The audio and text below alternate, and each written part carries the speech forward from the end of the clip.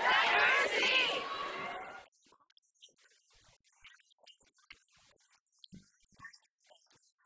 10 female Nooksack tribal members that have all earned their graduate degrees. That is diversity.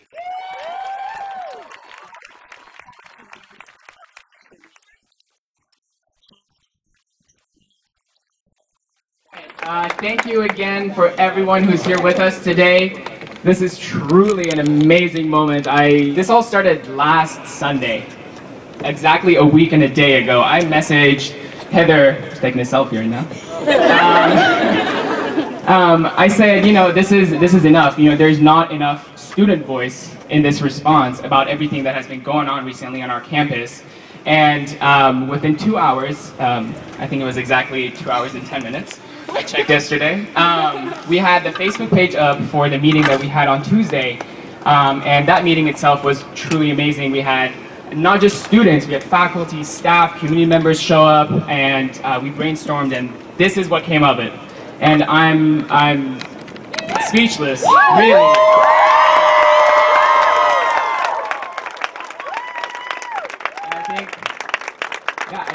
I think this is solid evidence that when students mobilize, it shows us what can come of it. So thank you again so much for everyone who came out and supported us today. And again, I noticed that this is not just students. It's so great to see faculty, staff, community members, community leaders. It's really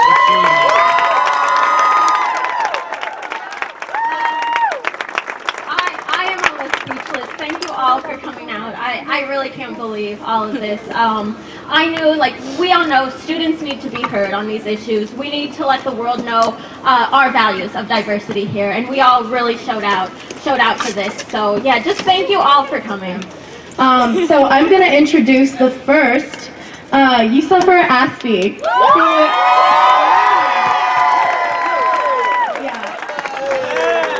He's a freshman here, and since the very first time that I met him, he came into my office with his rad, little hat that he made with the horns on it. Positivity all around all the time, so give it up.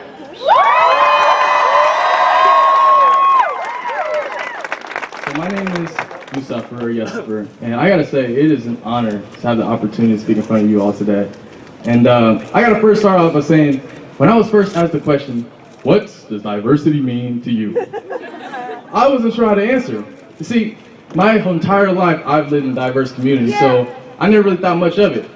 But now that I'm here at Western, I realize that a lot of students haven't experienced the benefits of being part of a diverse community. This is a problem because this is the time for many of us where we're learning some of our most valuable skills. And if it doesn't include interacting with individuals who are from different backgrounds and ethnicities, we won't be as prepared for the changing world. A world that's changing incredibly fast. If we look back at the last 50 years, you can see immense change. And I'm pretty sure that the next 50 years has great change in store as well. Vikings are slowly but surely becoming more diverse. So how do you prepare for a more diverse community, a more diverse university? Last Friday, I asked President Bruce Shepard, hypothetically speaking, if Western was demographically even 20 years from now, let's say 20% white, 20% black, 20% Latino or Hispanic, 20% Asian, and so on, would you consider that a successful university? He responded, no, because that's just statistical diversity. And he elaborated more in his answer, but I agree with him, and I'm glad I asked him the question, because I come from a fairly diverse high school, Chief Sealth International in West Seattle, and West Seattle, there you go. According to the NCES, Chief Sealth is 32% white, 25% black, 21% Hispanic, and 18% Asian. So statistically, Chief Sealth was diverse, but the connection between that 1,000 students wasn't very strong. So is it possible for a campus, a university of 15,000 students and 2,000 faculties to have a strong, diverse community? I think it is, because Western has a powerful community bond already. It's like, when I first got here, I realized it's like some kind of invisible positive energy circulating this entire campus. I don't know what it is. There's more of it when the weather's better, like today, Thank goodness, you know what I'm saying? But rain or sunshine, Western is an amazing place to be.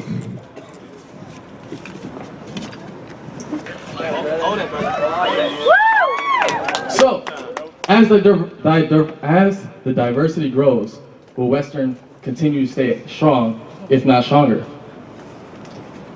Diversity can create multiple communities within one institution because it makes it easier for people to want to just get together in their own little groups to separate themselves from one another.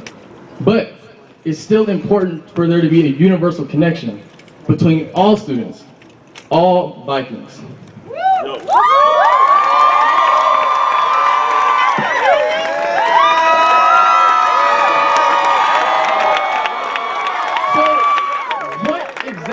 Is a Viking?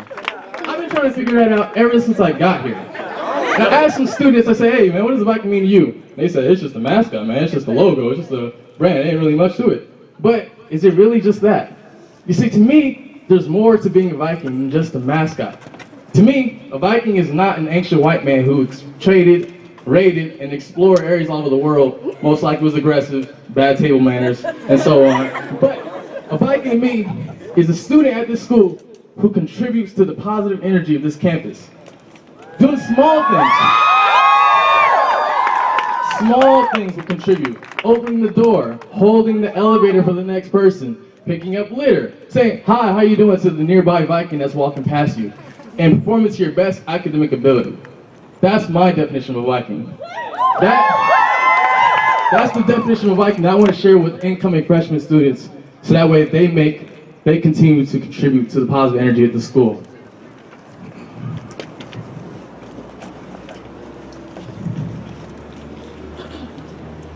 Regardless of the color of your skin, eyes, or hair, we are all Vikings.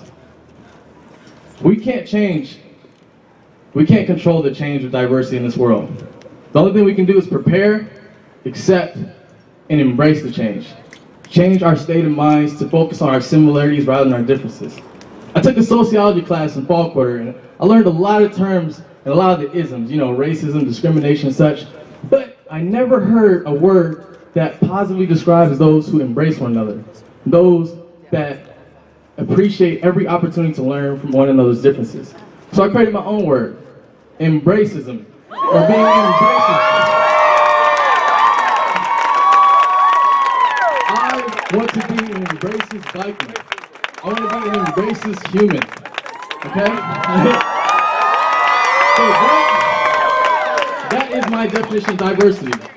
A group of people that come together and practice their own form of embracism, regardless of any of your physical characteristics. You see, I don't agree with our current classification of race, the black race, the white race, the Asian race, the Hispanic race, and so on. I believe there's only one race, and that's the human race. A race that embraces one another. My name is Yusuffer, thank you.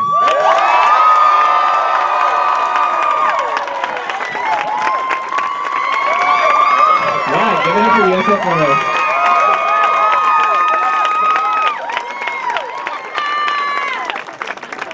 What a perfect way to start the speeches. So next, I have the honor of introducing Dr. Vernon Johnson. You got a lot of fans out here.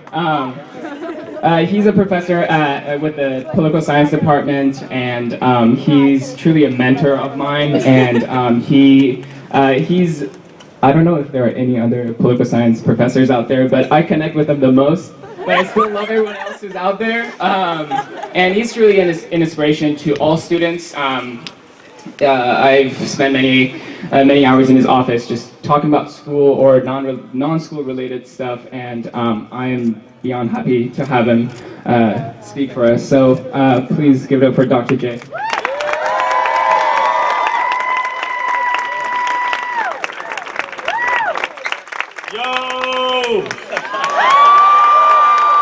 Y'all still say that? And Larry, where's that Larry Stroud? I don't know if I can do this in 5 minutes, Larry. I saw you standing over there. We come from that old school. Fortunately, I have a 2 o'clock class, so I have Well, hey, let me just start out. Yusef, man, the next generation is in good hands. Can we give another round of applause?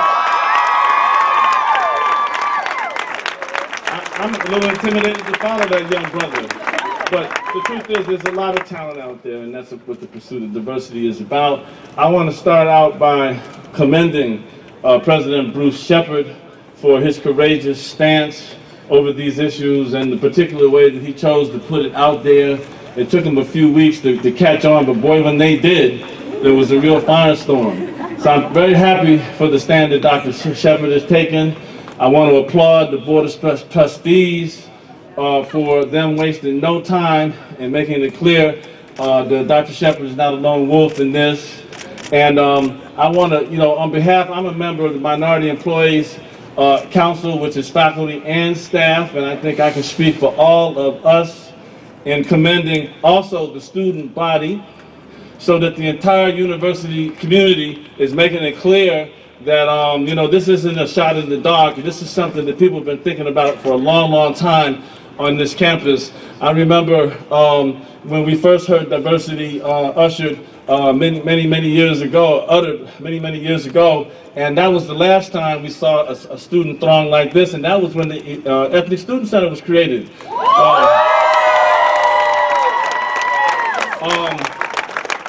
They occupied the president's office at that time, and Kristen French, I think, was sitting in there.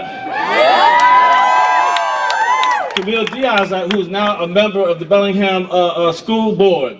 So you talk about diversity leading to empowerment. Camille's out there. She was sitting up in there.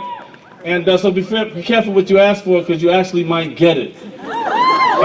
And the percentage of our student body that is diverse in all ways has only grown over the last few years, and I hear what Yusef is saying, but when I got here in 1986, it was almost the entire school year before I saw 2 black people in the same place on campus. And that has certainly changed, along with all of our other brothers of color and sisters and people of all diverse populations, in fact. I think it's become a much more welcoming place over these last 20 years or so. I want to quickly, because I know I'm already used half my time, Tom Brokaw, who NBC TV journalist, wrote a book called The Greatest Generation. And he was talking about the generation that took us through the Great Depression and World War II and fought the Cold War against the Soviet Union. And part of what was great about that generation is not only defending our freedoms and dropping their blood, but in the initiation of the massive system of government intervention. Some people call it a welfare state. But if you get Social Security, you're on welfare. If you get unemployment compensation when your dad or your mom has been laid off, you're on welfare. If your parents got that low interest rate loan for the first time they bought a house, the FDA loans, so that they can more easily get into home ownership, guess what? That's welfare in this country. There's a whole bunch of us that are on welfare and have benefited from it over the years. And so part of what we have to do is change the discursive formation and talk about the welfare and the collective responsibility of all of us to our fellow citizens. Now, one of the things that great generation also did was create the GI Bill. And that helped a lot of your grandparents for this generation and some of the elders' parents and so on go to school. And some of you who are Iraq and Afghanistan veterans right now are no doubt using that money. So that's welfare, The university system in this country, the system of higher education expanded greatly in the 1950s and 60s. And there were things like Pell Grants and all kinds of monies around and National Defense student loans. And when we came to Western Washington University almost 30 years ago, ouch, the state was paying 70% of the cost of the students' education. Now the state is paying about 30% of the cost of the students' education. So during the Great Generation's time, there were also massive subsidies to working class and everyday and middle class people to enhance the opportunity structure for people going forward in the society. And you've lived across a generation when the state has constantly been rolling back its access. So the question of diversity is really not even mostly about race, okay? It's about access. It's about President Shepard and the leadership around here looking at the fact that the 18-year-old population, the high school graduate population, is declining in the state. That at the same time, the percentage of people of color and working class people in the state is growing. 50% of the babies that were born in the state last year were Latino. So that means that the majority of the babies that were born in the state were people of some color. So when President Shepard is talking about this, he's talking about young people and families having access to higher education in the next generation. Remember, the greatest generation had that. There was all kinds of subsidies and all kinds of support systems and public-private partnership to enhance the life chances and opportunity structures of the average citizen. And so one of the questions that we have to raise, I'm sorry to have to put it this way, is how come the elders, I'm counting my generation, who benefited so much, you know, from public higher education, from the public sector's role in our lives, how come they're so selfish today? How come they keep rolling it back? I don't want to pay no taxes, you know, and saddling your generation with bills for the rest of their lives. We live in a period of unprecedented economic and cultural, demographic, and technological change. It's the biggest set of changes that we face since the last depression. And if that was a Great Depression, this is a little one. The Great Recession is a little depression.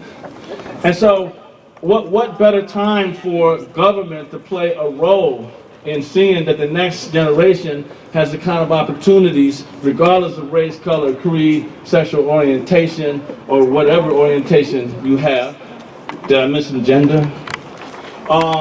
So anyway, that's kind of what I wanted to say today. And I wanted to commend the young people because we teach about race and public policy. We spent a lot of time about the Student Nonviolent Coordinating Committee and how the young people stepped up in 1960 when the Civil Rights Movement was flagging and said, well, we're just going to start sitting in places where we don't belong, you know. Fortunately, we have a very enlightened administration, and so you belong here. And listen, I got a class to go teach, but thank you so much.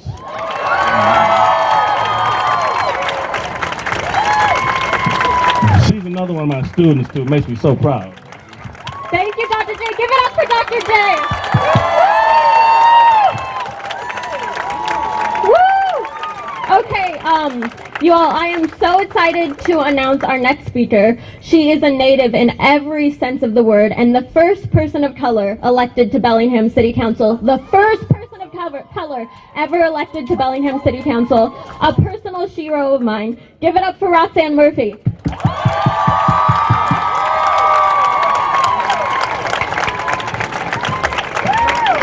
It is beyond words to see so many of you here supporting something that I have fought for my entire life. If you ask me what diversity is, I can say it in one word. Diversity is everything. So I grew up as a foster kid in Federal Way, Washington, and I was adopted when I was 6. And, you know, statistics say that people who go through a number of adverse childhood experiences, they won't live to see 30. Everybody, I need you to know, I'm 38. Statistics also say that Native Americans don't graduate from high school. I didn't do just that. I earned my bachelor's degree and my master's degree. But you know, my parents gave me the greatest gift I could have ever had when they enrolled me in the Nooksack Indian tribe when I was 11. They taught me to be so proud of the fact that I'm not only Native, I'm also French, and I needed to carry both of those cultures forward in everything that I do, and that's what I fight for. But on a much lighter note, I went to Central Washington University. No, I'm not your enemy, I'm your friend. But I love the fact that freshman year, I moved into a dorm, me the Native, Lisa the black girl, and we had a hippie granola, and then we also had a girl that we called the prom queen. That's diversity. And these are the kinds of diverse experiences that were meant for higher education. I hope every dorm room has diversity like that. We learned so much from each other. We supported each other. We're a part of each other's lives to this day. But in order to get that kind of diversity, we have to get more cultural people into college. And one of the important things too is that once the cultural people get here, we have to do things to help them feel comfortable, to help them feel supported. Because I want you to think about how they represent their families, they represent their culture, and they have the ability to recruit better than any recruiter for any higher education institution. So one of the reasons I went to the Evergreen State College for my master's degree was because 2 of my tribal members had already done so. And so that was such an incredible set of experiences for me to go through. And I am so incredibly proud to say that there are at least 10 female Nooksack tribal members that have all earned their graduate degrees. That is diversity. And we're just trying to work to show that going to college isn't a choice, it's just simply what you do. But I fundamentally believe that every time a cultural person or a tribal member graduates from anything, it creates better days for higher education, and it also creates better days on our reservations. So my last major point about diversity is I think diversity is really exciting. I mean, look at this here today, and look at what this will accomplish as we all carry these values forward. So people in this community convinced me to run for Bellingham City Council, and that was a mighty scary thing. But this community supported me so extensively in the race, not just as an educated person, a female, but also a Native American from this area. I'm so grateful to say that this community elected me with 73% of the vote. Oh, Sion, thank you. And what I want to say too is that if this city was willing to elect a scrappy foster kid from Federal Way, I think that that means there's going to be so many more opportunities for all of you. I really hope this is just one sign that the cultural, the social, and the political tides are starting to turn. This will create better days for all of you, and I hope and I pray to my ancestors that this will bring more diversity to this incredible higher education institution.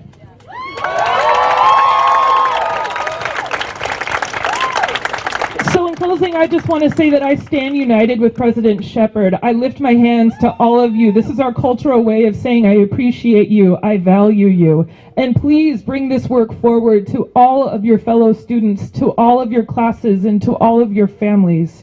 And I also want to say something very important. Go Vikings!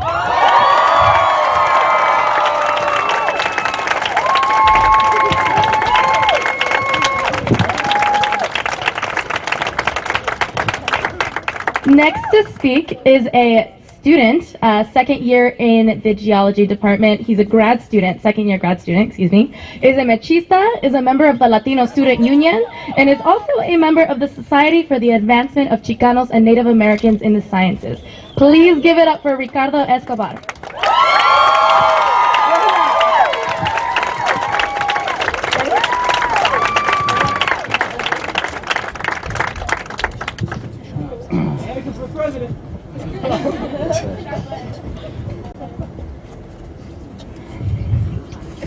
If any of you out here were to have asked me what diversity means to me a couple of years ago, I would have answered something like this. Oh, my home, my city, Los Angeles. I mean, Los Angeles is known, for being incredibly diverse and for its popular cultural districts, such as Little Tokyo, Little Ethiopia, Little Armenia. But to be honest, diversity was right outside my front door. My neighbor to the right was British. My neighbor to the left was Korean American. My neighbors across the street were Filipino Americans and Mexican Americans. And the neighbors to my back were Italian American. And this was all beautiful. But the thing that my city lacks is unity. The state of being united or joined as a whole. And to be honest, I never understood what that was until I found the Ethnic Student Center here at Western. I tell all of you, go to any ESC Heritage Dinner. You will see and feel exactly what I am talking about. And actually, any ESC event for that matter. The great thing about these Heritage Dinners is that every time I attend one, I see my neighbors, each and every one of my neighbors in there, sprinkled throughout. And I see their neighbors, and they're all conversing and spreading laughter. And that to me is beautiful. And I believe that the ESC has succeeded in attracting and uniting diverse crowds at their events. And I know they will continue to do so.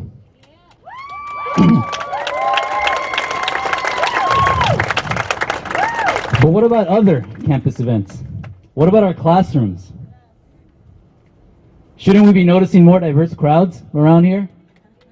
I mean, it's not only the ESC's responsibility to establish a sense of unity on campus. It's the responsibility of the entire institution. After all, the U.S. Census Bureau projects that in 2043, minorities will be the majority in this nation.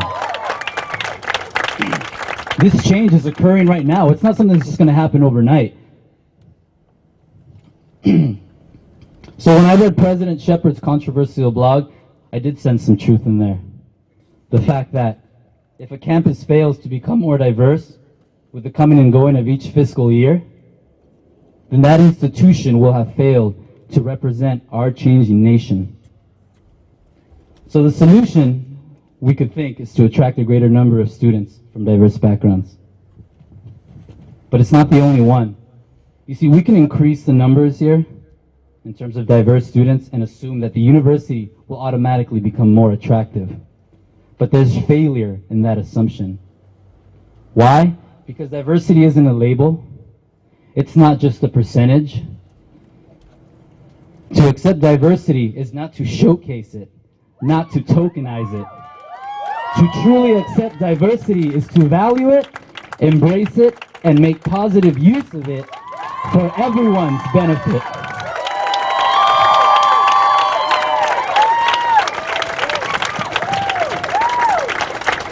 If we can value diversity, then we can respect and accept the fact that every individual, culture, and or ethnicity is beautifully unique.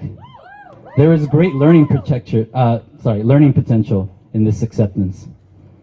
When we notice and accept the power behind these differences, we can partake in cultural exchange. Who says cultural exchange requires the participation of two countries? That's the beauty of our nation. We can do it right here on this very campus. Through cultural exchange, we can become more united than ever because we will have assembled a team, a community, which concentrates all of our unique qualities and skills into one.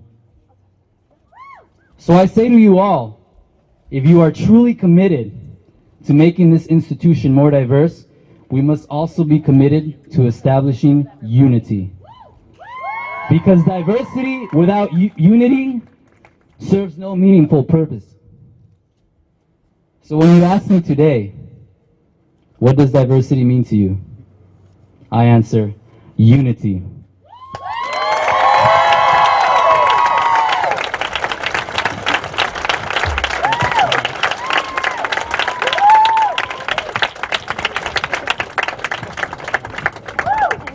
Next to speak, we have two people coming up to grace the stage. First, we have the Assistant Professor and Director of the Education and Social Justice minor. This is her first year here. And also the Director for the Center for Education, Equity, and Diversity. So please give a warm welcome to both Vero Velez and Kristen French.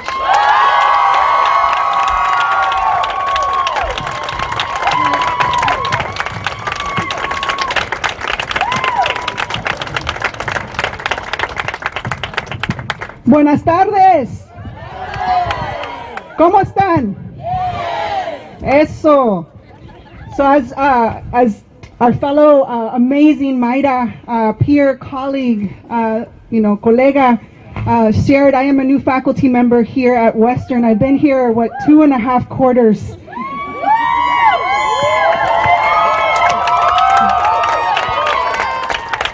And I stand next to my sister, who had it not been for her, had it not been for her efforts, I would not be here in front of you today. Kristen French.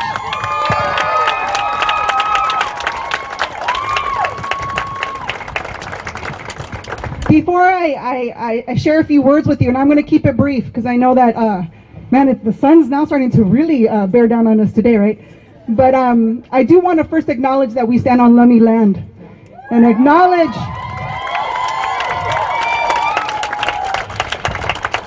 that as we celebrate diversity, that we not forget on whose shoulders we stand. That we not forget that generations of activists, of students like you who engaged in hunger strikes, who did sit-ins, communities, comunidad, who I know is going to speak in a second, whose effort made it possible for each of us to be here today. So I want to first acknowledge that, because the work that we do here builds on generations of work and will continue to build. And as I'm about to share, this work is hard.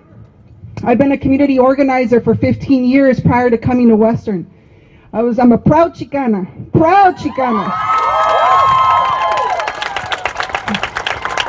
The daughter of an immigrant mother from Mexico and an immigrant father from Panama.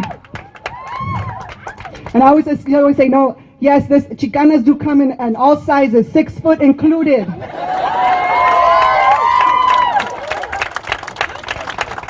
But I say that because I know the journey of my own family didn't come without struggle. As the journey that we're about to embark on today should mark the beginning. This should be an opportunity for us to come together. Because for me, diversity has to be always centered on social justice. And that work requires the work of the everyday, the commitment that we do both as faculty, staff, and students to do the courageous work, those courageous conversations that are required so that we don't forget that today is the start of something bigger. The start of doing. I'm just blown away by what I see. Just to see this crowd, to recognize that we have to continue moving forward. And this requires, especially of us as faculty, to recognize that we are learners too. That we are here to learn from you, to learn from our students, to critically listen to the pain, to the concerns that you have. But to do social justice requires that we stand in solidarity with you. And so as I was talking to Kristen earlier today, we were reflecting on that. I'm reflecting about what it means because we are accountable to you. We all are accountable to you to ensure that our classrooms, the everyday work, centers you, centers social justice. So as I thought about diversity, I thought about what diversity requires. Diversity requires love. Diversity requires courage, and diversity requires audacious hope.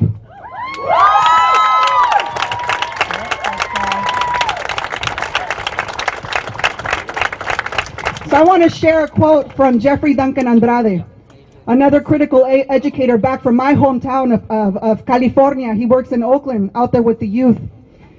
And he talks about audacious hope with students, what it means to be audaciously hopeful in solidarity with students. And he says, audacious hope stares down the painful path. And despite the overwhelming odds against us making it down that path to change, we make the journey again and again. There is no other choice.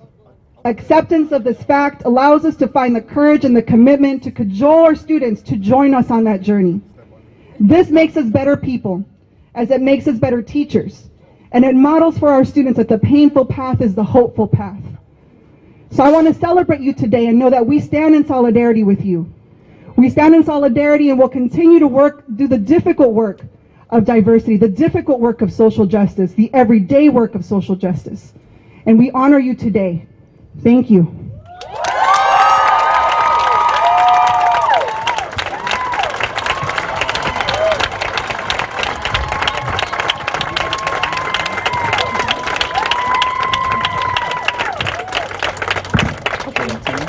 Hi y'all, my name is Tina again. I work for the Ethnic Student Center. So first off I want to say just look around you, just look around. This is beautiful, all of this. So we're here to celebrate diversity. So we're going to do the chant one more time.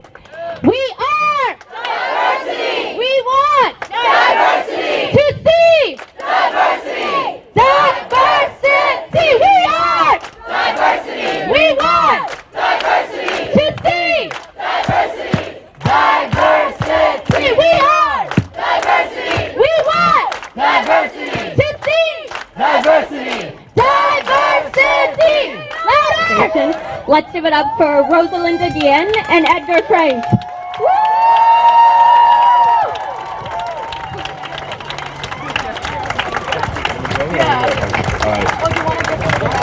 How's everybody doing today?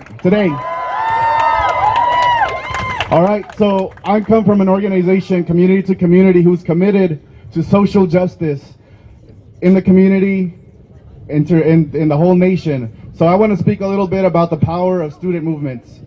I came out of student movements. I fall on the shoulders of what Dermani Johnson said earlier. I come from the tradition of the Student Nonviolent Coordinating Committee, the SNCC, who transformed the whole landscape, the whole political landscape of the whole South, who gave power to black people who were marginalized, disenfranchised, oppressed throughout the whole history of the United States. I come from that tradition. I also come from the tradition of the Chicano student movement from the 1960s. Mecha politicized me, gave me a conscience.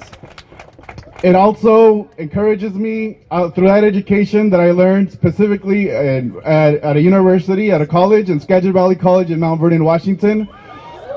I got educated not just through books, but through direct action. Beto was talking about social justice. Social justice is not just learning from books. It's about direct action, actual physical labor that you have to do not just on campus, but out there in the community.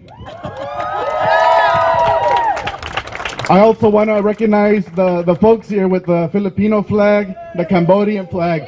People throughout the world, you guys right here, everybody here is not isolated. There's student movements going on throughout the whole world. We got Anak Bayan, we got the people fighting with the Cambodian garment workers who just had a big tragedy last year. Their 1-year anniversary happened last year. So we want to recognize all that. We want to recognize the Native Americans whose land we're standing on right now. Nooksack, Lummi, Coast Salish people. Direct action gets things done. Student movements gets things done. At the forefront of almost every social movement in the history of the United States, students have been there, fighting alongside with community and marginalized people. We want to continue that tradition here and say that Western wants to be in that tradition of carrying movements forward where the most marginalized, the most oppressed are leading struggles, and we want to be standing side by side with them. With that, I wouldn't be here without the knowledge, the mentorship, and the opportunities that was created with Rosalinda Guillen. And I want to present her, our Executive Director at Community to Community. Buenas tardes todos. And sí se puede. ¡Sí se puede! ¡Que viva César Chávez! ¡Que viva el movimiento! ¡Que vivan los trabajadores! ¡Que viva la raza! ¡Que vivan los estudiantes! ¡Y que viva el presidente de esta universidad, el señor Shepard! ¡Que viva! Thank you very much for having us here. So I'm a farm worker here locally. Edgar and I have tilled the soils, have worked for the agricultural industries in Whatcom and Skagit County all of our lives. We stand with the Native American communities that live down the road in reservations from us, and we've played together as children, and we went to school together, and we suffered the same kind of discrimination and lack of diversity in our own hometowns in LaConner, in Mount Vernon, and here. So we understand not just what diversity is, but we understand what it means to fight for it. We understand what it means to identify it, and we understand what it means to manifest it. And you are here, and I'm very proud to be here. I am one of those people that did not graduate from high school. I do not have a degree. I have a degree from the School of Social Justice and the University of Justice, born out of the labor camps and the fields that I come from. And I want to say that I have learned in my life life that that has value too. And there are thousands out there with that kind of degree. Recognize that. And I'm happy to be here today, not just because you asked me to speak, but because I can comfortably come to this campus and recognize faces of students that have been in an historic farm worker labor struggle in Whatcom and Skagit counties. They have been at the forefront with the farm workers for months now, fighting for the rights of farm workers, and I can see your faces. You're here. The Western Washington University's for Students for Farm Worker Justice, and we're going to continue. If you want to learn about diversity based in social justice, join the Western Washington University Students for Farm Worker Justice, because there you're going to learn it from them and from the farm workers. To end this, I'm Damani Johnson's compañera in a social justice movement that came out of Bellingham, Washington. I'm not on this campus most of the time. I'm out there. I am a link to the community, as are the farm workers. And I want to say to you, students that are up here, to take advantage of that link and don't leave your social justice work only on campus or use it only on campus. Move out, mingle with us, talk to us, be part of the community that is not on campus. But because Damani and I come from the Whatcom County Rainbow Coalition, we were both founders of it, I want to say that diversity is also about diversity of political thought, diversity of education, diversity in who you love and how you love. There's many types of diversity, but I have learned from somebody like Damani, who was a political science professor here at the time. He wasn't tenured. He took strong positions in our fight to elect Jesse Jackson president way back in the day, as some people like to say. That could have gotten him fired, but he stood up. You can stand up, and there's other professors here now that might be afraid because they don't have tenure. You can stand up, and you as students have to force those positions because you are the leaders in social movement. Clear your head, open your heart, and let new thinking come in. We are in an important era in our nation today. Systems are failing. The food system is failing, and we are the farm workers. We are at the bottom of that failure and suffering the most. But the educational system is failing. The health system is failing. The financial systems are failing. Think of new ways to build a better world. Another world is possible. And you are the ones that have to build it. Open up your mind. Open up your heart. We're ready to help. Sí se puede. ¿Se puede? Sí se puede. ¿Se puede? Sí se puede. I think you can.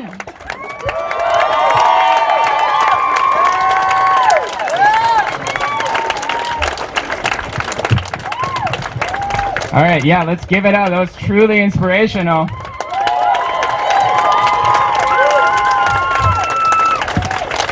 All right, so I want to introduce our next speaker, Polly Woodbury.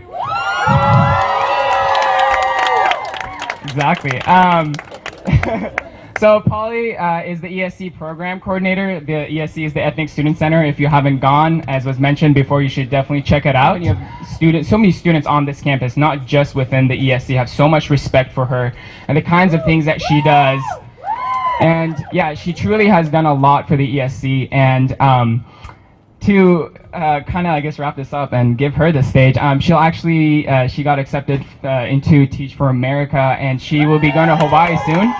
And yeah, and you know, so she's not just a leader on this campus. She's a leader beyond, and she's a leader, and she's an energetic person wherever she goes. So I have the honor of introducing Polly.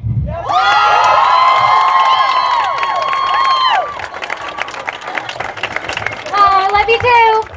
So, like like Danielle said, my name is Polly Woodbury, and I am the Program Support Coordinator at the Ethnic Student Center. Now, with that said, I wanted to acknowledge that I won't be speaking on behalf of the entire ESC. I'm speaking on behalf of my experience, where I come from. Okay? So thank you, Danielle, Heather, and Myra for organizing this, and thank you all for coming out and supporting us in solidarity, supporting diversity, and supporting our university. Woo! So this is a lot to take in, right? So I want to kind of give us a moment to take a breath. So I'm going to count to 3, and when I do, let's breathe in really big. And then when I say so, let's release. All right? So 1, 2, 3, breathe in. Breathe out. All right.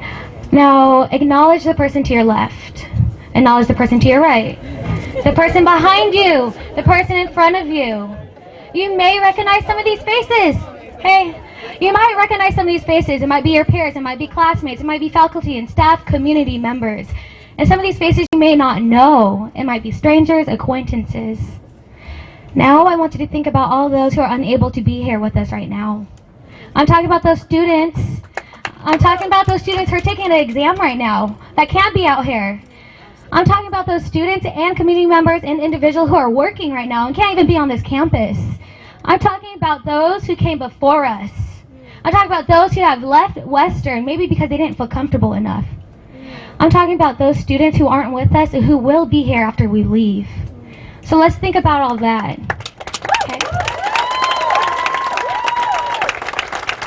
So now I have a question for you all. Kind of think about, what space do we have on this campus that can hold this capacity of people, the individuals, communities who are standing in solidarity for diversity and our university? Where? Here. Well, we don't actually have an actual place. That's a rhetorical question. That does not exist. And I believe that this needs to change, and it can change. So I'm here today because I believe that students from diverse backgrounds, allies, and advocates should have a space on this campus, a physical space. I'm not talking about the PAC Plaza. I'm talking about a space that we can get together and we can organize. Okay, I believe we need a space that we can feel comfortable, a place that we can find our community, and we can find support. So for me, that space was the ESC, the Ethnic Student Center. Now, I kind of want to tell you a little bit about myself. So I'm going to ask you and you to come up with that flag. You see, this is really personal, but I'm really proud about where I come from. I'm from Tacoma, born and raised on 253, that's Ken too, by the way. All right, so I grew up on Hilltop, and if you know anything about that place, you might understand a little bit better where I came from. You know, I came from a very low income household. My dad dropped out of school so he could make money for his family. My mom, she is escaping Cambodia. There was a genocide, a real genocide where 1/3 of the country died. My mom lived through that. She escaped that country and came to the US for a better hope for me, for our family, and for the next generations. So I'm taking her wish for me and I'm running with it and I'm making sure it happens.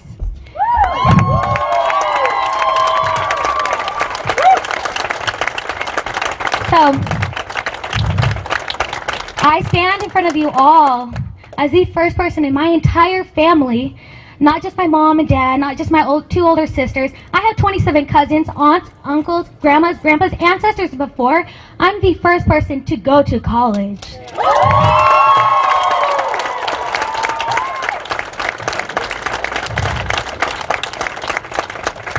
And the thing is, in about 7 weeks, I'll be the first person to walk across that stage at Carver Gym with a diploma.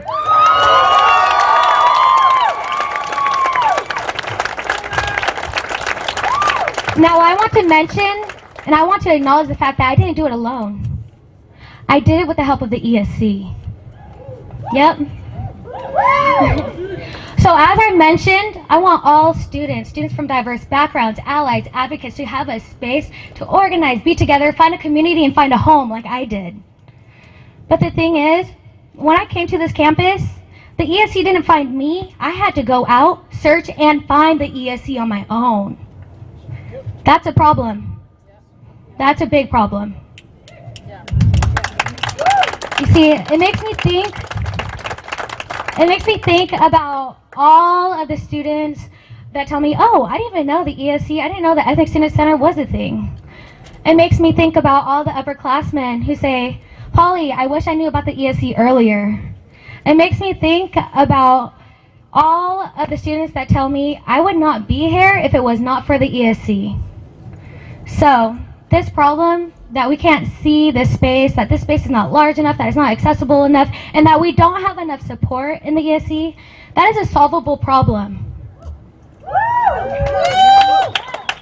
So I want to take this space right here as an opportunity to make a call for action. There has already been movement towards creating a larger space, finding a larger space, more accessible, more visible, and with more support for the ESC. So don't let this momentum, all of us standing here, don't let this die. We need to hold our administrators accountable.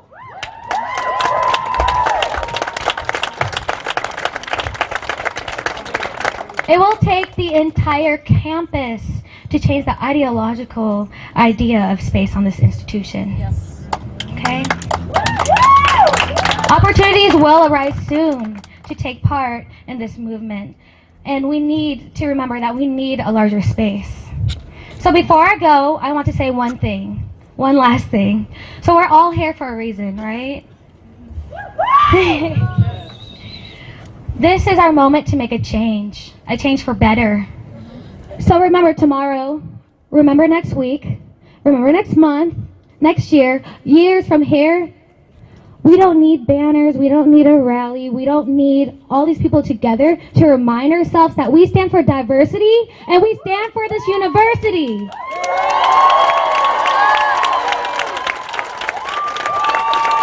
Thank you.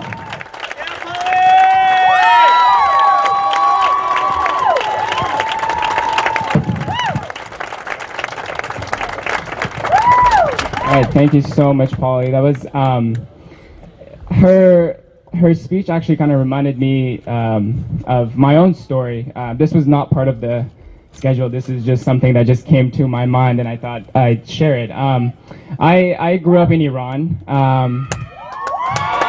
Yeah, I see you, Diva. Yeah, so I grew up in Iran until about 2007, and I've been in the U.S. since with my family. And these 3 years that I've been at Western have truly been amazing. And this last week and a half has been just it's really hard for me to believe, because I keep putting myself in the shoes of a university student back in Iran, and this would not be possible there. And to see what students are able to do here without being arrested or the worst. I don't want to get into the negative side, but I just want to acknowledge. I didn't even come up with a speech for this, so I'm just on the spot for this. As Edgar was saying earlier today, that there's student movements all over the world, and we need to acknowledge that. And it's for me personally, it is so powerful to see, to have myself be allowed to have this space where I can organize, where I can meet up with students on a Tuesday afternoon and talk about how I can respond to something hateful on this campus and not have to worry about being arrested or put in jail. So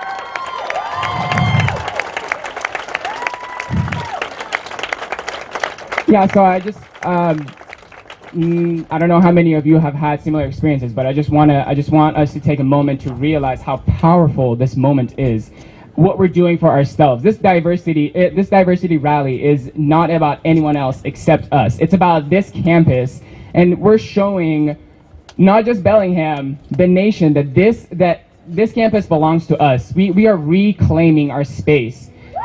We all want to feel safe here. We all want to feel welcome here, and I think this is a great first step. This is a great first step, and just as Polly was saying, we are certainly hoping that this doesn't end here.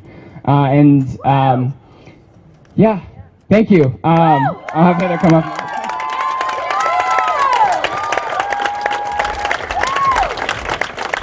Thank you, Danielle. Thank you, Polly. That was so beautiful, beyond words. So we have one last speaker, one last performance next. A close personal friend of mine, a beautiful, amazing, inspiring woman.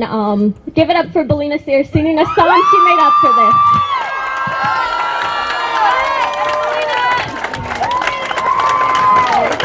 Hey guys.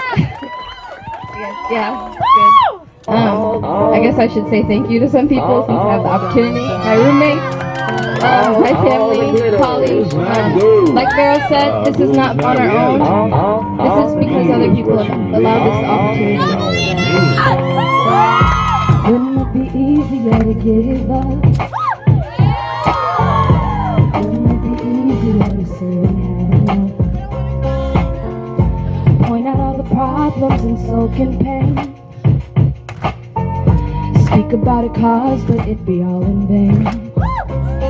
Well, I had a dream the other day, named for peace, love, hope, and equality.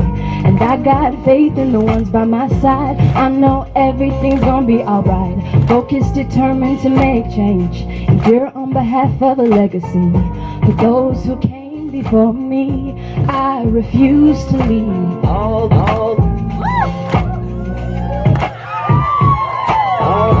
Those who keep paying for me, I refuse to leave. All the glitter.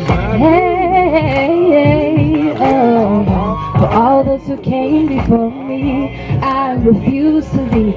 Who knows better? Tell me, love or hate. Who knows that everybody has a place? Oh, time and again, I called on my friends, and silence was the reply.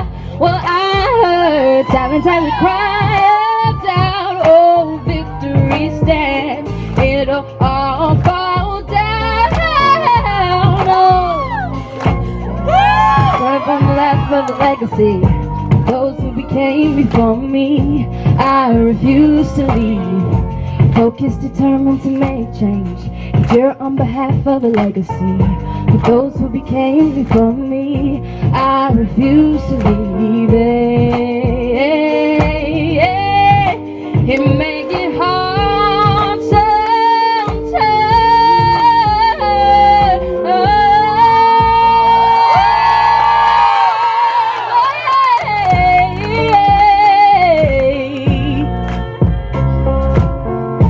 Focused, determined to make change, and here on behalf of the legacy. For those who came before me, I refuse to leave. Come on.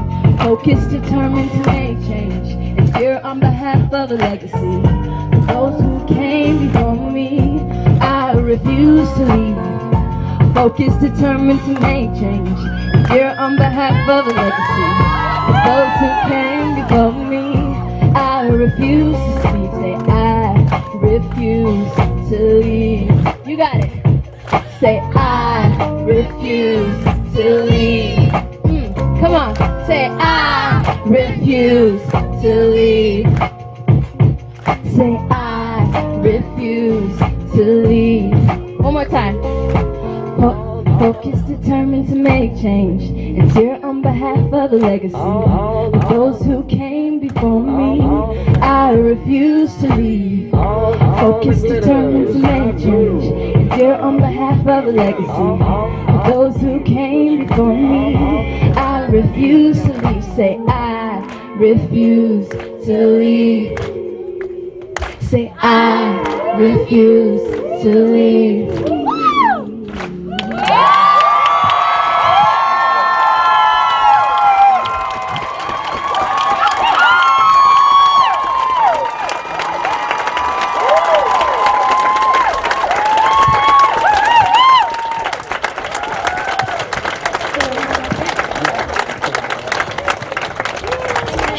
All right, I'm assuming emotions are running high in this crowd right now after that beautiful, beautiful song. Thank you so much, Belina. Okay, so that's it for our speakers. Again, we want to thank you all for coming out today. I hope this experience was as fulfilling for you as it was for us. And again, I want to thank every single speaker who joined us up here. And it was beautiful to hear every single thing that they had to say.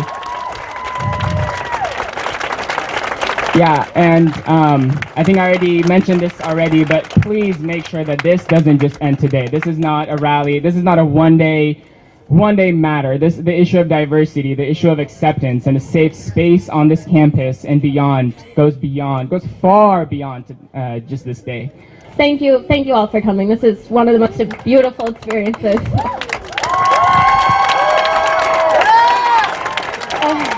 Okay, and to wrap this all up, do we want to do one more chant to break off before we leave? Diversity! We are! Diversity! We want! Diversity! Diversity! Diversity! We are! Diversity! We want! Diversity! Diversity! Diversity! We are! Diversity! We want! Diversity! Diversity! Diversity!